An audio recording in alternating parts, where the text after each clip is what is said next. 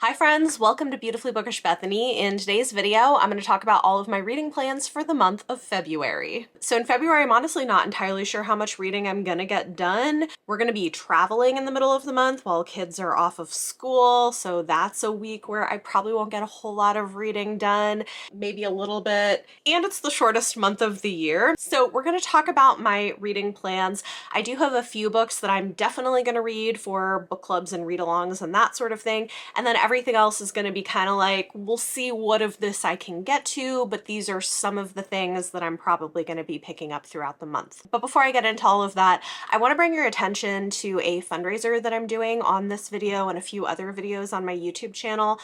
As I'm sure many of you know, and I know it's a fraught issue for a lot of reasons, but with the ongoing crisis that's happening in Gaza, I've been trying to give some thought to what, if anything, I can do practically, because it is the kind of thing that feels so big and to a certain extent out of our hands. However, I did a little bit of research and there are some organizations that have been able to get humanitarian aid across the border to people who need it. And one of those organizations is available for YouTube fundraisers. And if you're not familiar, I've done one fundraiser this way before. What's nice about it is that YouTube covers all of the transaction fees so that everything that's donated goes directly to the organization. So the organization I'm raising money for is the Palestinians Children Relief Fund, which is providing things like food, hygiene kits, formula, hopefully medical supplies, and they have been able to get some trucks of supplies and food and things through the border and give them out, as well as purchasing from local suppliers in Gaza when they're available. So I'm going to be donating some of my own money to support what they're doing there for humanitarian aid to help support displaced children in Gaza. And I hope that some of you will join me in doing that. You can find all of the information in the sidebar on the video. And as an added incentive, I thought it would be fun to put together a little giveaway for people who want to participate and donate. So if you email or message me with proof of your donation, you can be entered into the giveaway. I'm going to have a US giveaway and an international giveaway. So for the US giveaway, I'm going to, I may add to this, but I have a stack of advanced reader copies of books that I don't need anymore. All of these are either 2023 or 2024 releases, so I will send those to the US winner. Then for an international winner, I will do a $10 digital gift card to a bookstore or book retailer of your choice that is available to you in your country. So this is the stack of ARCs that will be going to the US winner. We have Things Get Ugly, the best crime stories of Joe R. Lansdale. This was sent to me. It hasn't been read because it's not really my thing, but if you're into crime fiction, you might be into that. Suspended, Miles Morales, which I really love. It's a mix of prose and verse, a Spider-Man novel that's YA, I read that. A Rule Book for Restless Rogues by Jess Everly. This is a queer historical romance. It was not really for me. I ended up DNFing it. Her writing style doesn't really work for me, but I know other people have really liked it, so I will pass it along and maybe you will enjoy it. My Rogue to Ruin by Erica Ridley. This is part of the Wild Winchester series, which is like fun, rompy historical romance with a diverse range of characters. This one features a disabled heroine, and I just really loved that. And then lastly, we have our 2024 release, An Education in Malice by S.T. Gibson, which is like sapphic vampires and dark academia type stuff. So I hope you'll join me in donating to support humanitarian aid getting to people who need it. And if you do so and want to send me proof of your donation, you can be entered to win this stack of books if you're in the United States, or a $10 gift card if you are international. I'll just say I'm not a specialist and I'm not a news organization, so this isn't something I'm going to be talking about a lot, but if there is a way to practically provide aid to people who need it with an ongoing crisis that is affecting so many people, I want to be a part of doing that. So I hope you'll join me in giving. It's a really reputable organization that has a proven track record of being able to get aid into the places that need it, and I feel like that's a good use of resources. With that said, let's go ahead and talk about the books going on my TBR TBR for February. And we'll start with all of the book clubs and read-alongs for Patreon and channel member book club. Every month there is a different theme and patrons have a chance to vote on what book that we're going to read together. For February, we were reading a fantasy romance, which seems appropriate for Valentine's Day, and the book that got chosen was The Hurricane Wars by Thea Kwanzan, which I'm really excited about. I've heard pretty good things about this, mixed reviews, but mostly positive. This is the start of a trilogy of fantasy romance novels set in Southeast Asia or inspired by set in a Southeast Asia inspired world ravaged by storms, perfect for fans of Sarah J. Maas and R.F. Kuang. So it sounds really fun. The fates of two bitter enemies with opposing magical abilities are swept together in this spellbinding debut. It sounds fun. It's a beautiful book. So we're going to be reading that and discussing at the end of the month. Then every month, some of my higher tier patrons have the chance to suggest and vote on books that they want me to do exclusive vlogs of. And so this month, the winning book was Crown Chasers by Rebecca Coffindaffer. I've been wanting to read this for a while. Someone gifted this to me a while back and it sounded really interesting. So this is queer science fiction, I believe. Yes, this was from Stephanie. Thank you, Stephanie. Alyssa Farshot has spent her whole life trying to outrun her family legacy. Her mother sacrificed everything to bring peace to the galaxy, and her uncle has successfully ruled as emperor for decades. The last thing Alyssa wants is to follow in their footsteps as the next in line for the throne. Why would she choose to be trapped in a palace when she could be having wild adventures, exploring 1,001 planets in her own ship? I mean, fair point, right? But when Alyssa's uncle becomes gravely ill, his dying wish surprises everyone. Instead of naming her as his successor, he calls for a crown chase, the first in 7 centuries. Representatives from each of the prime families, including Alyssa, are thrown into a race to find the royal seal, which has been hidden somewhere in the empire. The first to find the seal wins the throne. Oh, this sounds really fun. And I know that it's also got a sapphic romantic subplot as well, but sounds super fun. I'll be reading that and doing a vlog for patrons and channel members who are eligible this month. And then the final read-along book I'm going to be picking up is The Inheritance by Robin Hobb / Megan Lindholm. This is a collection of short stories and maybe a novella that is partly set in the realm of the Elderlings world, partly not. We're reading this and I think doing a live show on my channel with Bedtime Bookworm and Scarlet Moon Creations. Then starting in March, we're going to be reading the Rainwild Chronicles, which I'm very excited about. So I'll be reading that for sure. So those 3 books I'm definitely going to read in February. Everything else is like, we'll see what I can get to depending on how things go. I mean, I'm going to read more than 3 books. I'm just not sure which of the following things I will get to. I have a few more physical books and then I have some digital books from NetGalley. And everything I'm putting on this TBR is stuff for review. I may also pick up some other things that have been sitting on my shelves. We'll see how the month goes. We'll see how it goes. First, for review, I have Ascension, Kalaya Unbound by V&D Paval. This was sent to me for review. It's an indie published book and I was connected to them because their daughter is my, like, I don't know, second cousin or something. I don't know. I don't know them. I don't know them, but I know her, and they asked if I would be interested, so I'm going to check this out.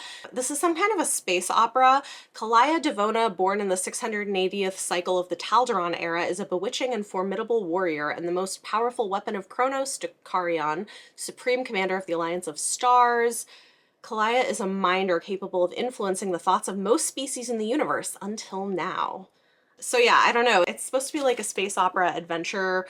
I don't know too much about it, but we're gonna give that a try. Then one that went on my January TBR that I didn't get to that I'm hoping to get to in February, we have Tender Beasts by Lizelle Sambury. As I say, Lizelle and I are mutuals, but I really love her books and this looks cool. It is her latest YA horror novel following Sunny Bear, who has 4 siblings, but only one is a murderer. With the death of Sunny's mother, matriarch of the wealthy Bear family, Sunny's once picture-perfect life is thrown into turmoil. Her mother had groomed her to be the family's next leader, so Sunny is confused when the only instructions her mother leaves is a mysterious note, "Take care of Dom." So he was accused of murder, but they're trying to maybe track down the real culprit. It's a horror novel, so I don't know. It should be interesting. We'll see.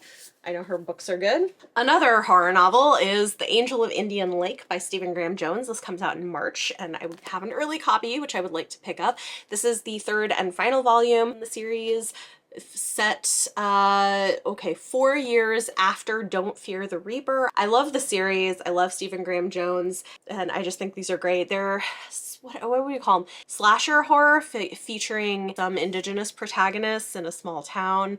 And yeah, book 3, excited to pick that up. Thank you to Saga Press for sending an early copy. And then my final physical book is These Fragile Graces, This Fugitive Heart by Izzy Wasserstein. So this one comes out in March by Tachyon Press. They're a small press that does sci-fi and fantasy books. In a queer noir techno thriller of fractured identity and corporate intrigue, a trans woman faces her fear of losing her community as her past chases her with familiar faces. So it's a sci-fi novella, sounds super interesting, and I'm excited to pick that up. So those are all the physical books. I also have The Cursed Rose by Leslie Vedder. This is the 3rd book in a series that I've really been enjoying. I've been calling it Indiana Jones meets a gender-flipped Sleeping Beauty story with a lot of close friendships, a sapphic relationship on the side. I really enjoy it. I'm excited to read book 3. It's coming out soon, and I think I'm supposed to be getting a copy physically as well from Penguin Teen, so thank you to them. Then we have Haor and the Prince by J.J. McAvoy. This is the 3rd book in a historical romance series that's being pitched as kind of similar to Bridgerton, with Black protagonists that are all related to each other. I've really liked the first 2 books. I'm excited to see what happens in book 3.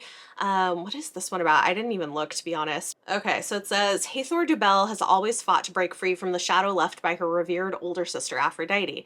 It's been 2 years since Hathor's debut, and while Aphrodite is a duchess, Hathor has been left with the most boring, incomparable suitors of the ton. With the London season coming to a close, Hathor's anxieties reach a peak. Will she be the only Dubel unable to find her perfect match? Then, Hathor's wildest dreams come true when the Queen announces she'll be presenting Prince Willem Augustus Karl von Edward of Malrovia during the week-long society event at the Dubels' Belclere Castle. But the dream quickly crumbles when Hathor is face-to-face with the prince and he is nothing like she imagined. A flirtatious rivalry sparks a genuine romance. Meanwhile, Hathor fights to make a name of her own, despite society's expectations of her. I really enjoyed the first 2 books in the series, and I'm excited to see what she does with the next one. Then we have That Time I Got Drunk and Saved a Human by Kimberly Lemming. I'm really excited to read this because I thought that the first books in the series were just really fun. It's a tongue-in-cheek fantasy romance series that I think is just really entertaining and a little bit spicy, and I'm excited to read this next installment. Just Another Epic Love Poem by Parisa Akbari is a YA novel that's pitched as a queer literary romance, partly in verse. I don't think it's entirely in verse, but it includes some verse elements. Best friendship blossoms into something more in this gorgeously written queer literary romance. Early reviews look amazing on this one. Very excited to check it out. Next is Where Sleeping Girls Lie by Farida Abike Iyamide. I am super excited about this because I loved her debut, and everything about this premise sounds like it's going to be right up my alley. Okay, so this is by the author of Ace of Spades. This one is a new YA contemporary mystery that seems like it gets into horror a little bit. It follows a new girl at a boarding school who discovers dark secrets and cover-ups after her roommate disappears. She'd been homeschooled all her life, and this I think is also a queer novel. I'm really excited for this, and the cover is amazing. Then we have The Woods All Black by Lee Mandello. I love his writing. Everything I've read from him has totally worked for me. What is this one about? I don't know. Did I just see his name and say, yes, please give it to me? Yeah, probably. I think this one is another novella, but I'm not 100% sure. Let me see. Okay, yes, so this one is another novella. It says it's equal parts historical horror, trans romance, and blood-soaked revenge, all set in 1920s Appalachia. Very excited for this. Lee Mandello is a queer, trans, and non-binary author, and I am so excited to read anything else he comes out with. Lastly, I've got Thirst by Marina Yuskuk. This is a novel getting published that I think had been translated from Spanish, and it's another queer vampire book, which sounds really good. Across 2 different time periods, 2 women confront fear, loneliness, mortality, and haunting yearning that will not let them rest. A breakout, genre-blurring novel from one of the most exciting new voices of Latin America's feminist Gothic. It is the twilight of Europe's bloody bacchanals of murder and feasting without end. In the 19th century, a vampire arrives from Europe to the coast of Buenos Aires, and for the second time in her life watches as villages transform into a cosmopolitan city, one that will soon be ravaged by yellow fever. She must adapt, intermingle with humans, and be discreet. Then there's like a present day Buenos Aires thing. It says, with echoes of Mary Shelley's Frankenstein and written in the vein of feminist Gothic writers like Shirley Jackson, Daphne du Maurier, and Carmen Maria Machado, Thirst plays with the boundaries of genre while exploring the limits of female agency, the consuming power of desire, and the fragile vitality of even the most immortal of creatures.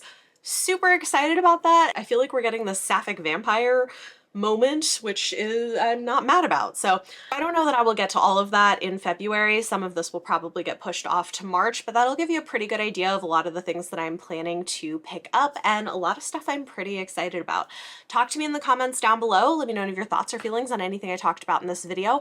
And for question of the day, let me know what your reading plans in February are. Do you have romances you're reading? Anything cozy to help you get through more of the winter time for those of you who are in a hemisphere where it's wintry? I don't know. Let me know what your plans are in the comments down below. If you like this video, it always helps if you give it a thumbs up. Subscribe if you want to see more. Thank you so much for watching, and I'll see you next time.